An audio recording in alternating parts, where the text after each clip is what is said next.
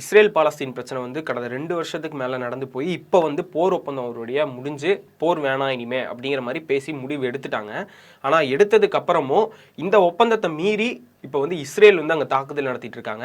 இது வந்து இப்போ நடக்கல, நேற்று இந்த மாதிரி ஒரு 2 நாளில் நடக்கல, கிட்டத்தட்ட இது ஒரு வாரமாக வந்து இது நடந்துட்டு இருக்கு. கொஞ்ச நாளைக்கு முன்னாடி கூட நான் 2-3 நியூஸ் வந்து நான் படித்தேன், நானுமே பார்த்தேன். அதாவது ஹமாஸ் வந்து பாலஸ்தீன மக்களை, காசாவில் இருக்கிற மக்களை வந்து சுடுறாங்க, அங்கே இருக்கிற மக்களை வந்து கொலை பண்ணுறாங்க அப்படிங்கிற மாதிரியான நியூஸ்லாம் நான் வந்து படித்தேன்.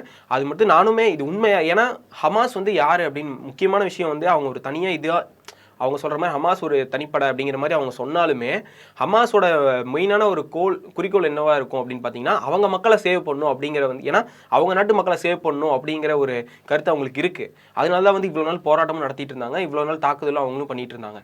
ஸோ இவங்க இப்போ ஒப்பந்தத்துக்கு சம்மந்தம் பண்ணதே வந்து ஓகே, நம்ம மக்கள் இதுக்கப்புறம் மீதி இருக்கிற மக்களாவது சந்தோஷமாக இருக்கணும் அப்படின்னு சொல்லி தான் இந்த ஒப்பந்தத்துக்கு அவங்களுமே ஓகே சொன்னாங்க.